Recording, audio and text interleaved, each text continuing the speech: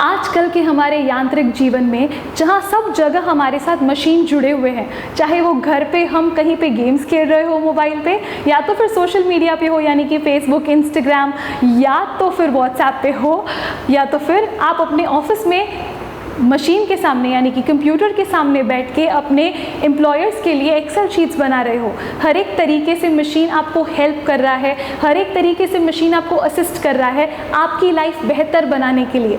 पर क्या आपकी लाइफ सच में बेहतर बन रही है, या तो फिर आप पूरे समय बैठ के मशीन्स के सामने उनके अधीन हो रहे हैं? उसके ऊपर ध्यान देने की कोशिश करिएगा।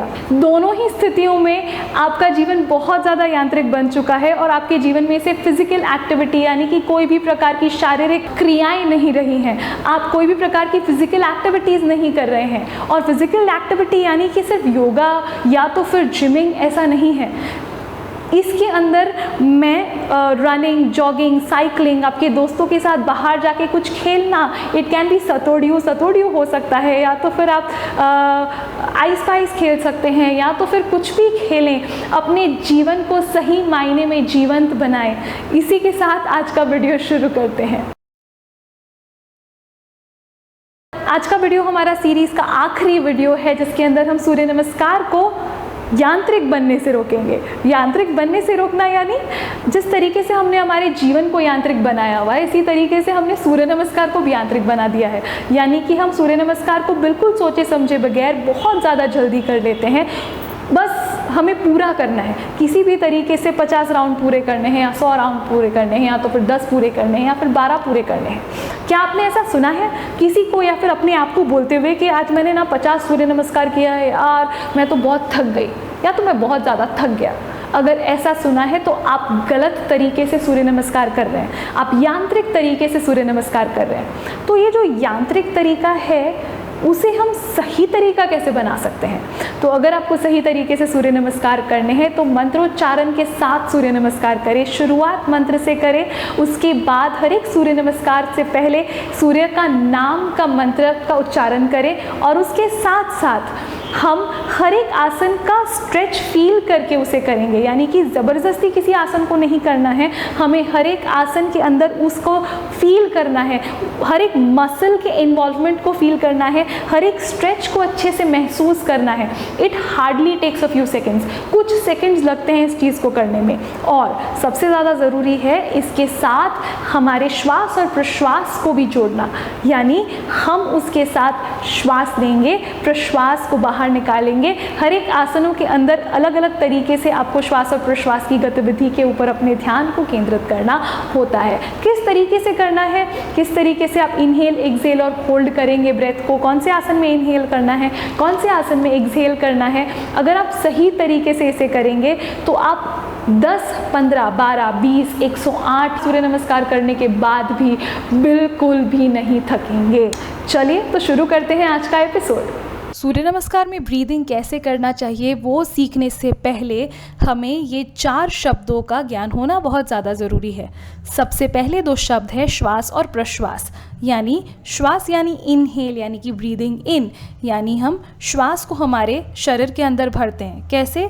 नॉस्ट्रल्स के थ्रू हम ब्रीद इन करते हैं, और वो जो श्वास है उसे हम हमारे लंग्स में यानी कि हमारे फेफड़ों में भरते हैं, और हमारे जो लंग्स है वो एक्सपैंड होते हैं, और उसके नीचे ही डायफ्राम या एक थिन यानी कि एक पतला सा इलास्टिक जैसा एक मेम्ब्रेन होता है। अगर लंग्स अच्छे से एक्सपैंड होते हैं तो उसके नीचे आई हुई ये जो मेम्ब्रेन है उसे धक्का देते हैं, और उसके कारण वो पूरा नीचे जाती है, पूरी इन्वर्टेड डोम शेप जैसी हो जाती है, और उसके नीचे ही हमारा पेट होता है। क्योंकि वो मेम्ब्रेन नीचे जाती है तो वो पेट को धक्का देती है, जिसके कारण हमारा पेट जो है वो बाहर आता है, यानी कि बाहर बल्ज आउट होता है। इसके कारण जब हम श्वास अंदर भरते हैं, अच्छे से अंदर भरते हैं, तो हमारा जो बेली है वो बाहर बल्ज आउट होता है। इसी तरीके से जब हम प्रश्वास को बाहर छोड़ते हैं, यानी कि हम जब एक्सहेल करते हैं तो हम हमारी नासिकाओं द्वारा एक्सहेल करते हैं, तो बेसिकली इसमें ऐसा होता है कि लंग्स जो है सारी के सारे प्रश्वास को बाहर छोड़ देते हैं, जिसके कारण वो कॉन्ट्रैक्ट हो जाते हैं, और वो कॉन्ट्रैक्ट होते हैं, जिसके कारण नीचे का जो डायफ्राम है वो वापस अपना ओरिजिनल शेप यानी कि डोम शेप ले लेता है और हमारा अब्डोमेन जो है वो भी ओरिजिनल जगह पे आ जाता है, जिसके कारण वो अंदर चला जाता है। तो इसीलिए जब हम प्रश्वास को बाहर छोड़ते हैं तो हमारा अब्डोमेन अंदर यानी कि हमारा पेट अंदर की तरफ आ जाता है। ये हो गया श्वास और प्रश्वास। अभी दूसरे दो शब्दों की तरफ आगे बढ़ते हैं जिसे हम बोलते हैं कुंभक। अब जब मैं कुंभक बोलूँगी तो आप लोग बोलेंगे ये क्या है, पर जब मैं ऐसा बोलूँगी कि सांस को रोक के रखना तो आप समझ जाएंगे कि एग्जैक्टली कुंभक क्या है। तो बस हमें सांस को रोक के रखना है, इसे हम कुंभक बोलते हैं। तो दो प्रकार के कुंभक हम करेंगे सूर्य नमस्कार में। सबसे पहला होगा आंतर कुंभक, जैसे कि इसका नाम है आंतर, यानी हम श्वास को हमारे लंग्स के अंदर भर लेते हैं और उसे बाहर छोड़ते नहीं हैं। थोड़े पलों के लिए, कुछ सेकंड्स के लिए हम उसे होल्ड करके रखते हैं, यानी कि उसे रोक के रखते हैं। इसे बोलते हैं आंतर कुंभक। दूसरा है बाहिर कुंभक या बाह्य कुंभक। ये जो बाह्य कुंभक है उसमें आप प्रश्वास को बाहर छोड़ते हैं।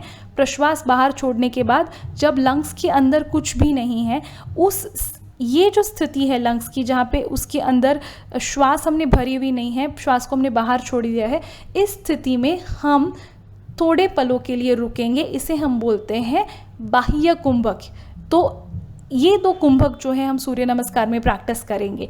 तो हमने आज 4 नए शब्द सीखे। एक है श्वास, प्रश्वास, अंतर कुंभक और बाह्य कुंभक। टाइप 1 सूर्य नमस्कार में कैसे ब्रीदिंग करेंगे देख लेते हैं। सबसे पहले नमस्कार आसन में हम एक्सहेल यानी कि प्रश्वास को बाहर छोड़ेंगे। श्वास को अंदर भरते हुए धीरे से हस्त उत्तान आसन में जाएंगे। पाद हस्तासन में जाते समय हम प्रश्वास को बाहर छोड़ेंगे। धीरे से अपने राइट लेग को पीछे लेते हुए एक पाद प्रसरण आसन में जाते हुए हम श्वास को वापस अंदर भरेंगे। एक पाद प्रसरण आसन से हम जाएंगे चतुष्कोणासन में, जहाँ पे हमें प्रश्वास को बाहर छोड़ना है। इसके बाद हम अष्टांग नमस्कार या अष्टांग प्रणिपादासन में जाएंगे, जहाँ हमें बाह्य कुंभक करना है, जिसके बारे में हमने पहले बात की। अब यहाँ पे भुजंगासन में हमें श्वास को वापस अंदर भरना है। यहाँ से सीधा चतुष्कोण आसन में जाते हुए श्वास को बाहर छोड़ना है। एक पाद आसन करेंगे और वहाँ पे श्वास को अंदर भरेंगे। धीरे से पाद हस्तासन में जाते हुए श्वास को बाहर छोड़ना है, प्रश्वास को बाहर छोड़ना है। दोनों हाथों को ऊपर लेकर जाएंगे। हस्त उत्तान आसन में श्वास अंदर भरेंगे और धीरे से नमस्कार आसन में प्रश्वास को बाहर छोड़ेंगे। टाइप 2 सूर्य नमस्कार में कैसे श्वास और प्रश्वास लेंगे और छोड़ेंगे देख लेते हैं। नमस्कार आसन में प्रश्वास को बाहर छोड़ना है। हस्त उत्तान आसन में श्वास को अंदर भरेंगे। धीरे से नीचे जाते हुए पाद हस्तासन में प्रश्वास को बाहर छोड़ेंगे। यहीं से अपने राइट लेग को पीछे लेकर जाते हुए अंजनेय आसन में जाएंगे और श्वास को अंदर भरेंगे। हम टाइप 2 सूर्य नमस्कार में अंजनेय आसन से फलक आसन यानी कि प्लैंक पोज में जाते हैं। यहाँ पे हम अंतर कुंभक करेंगे, यानी कि अंदर श्वास को भर के रोक के रखेंगे।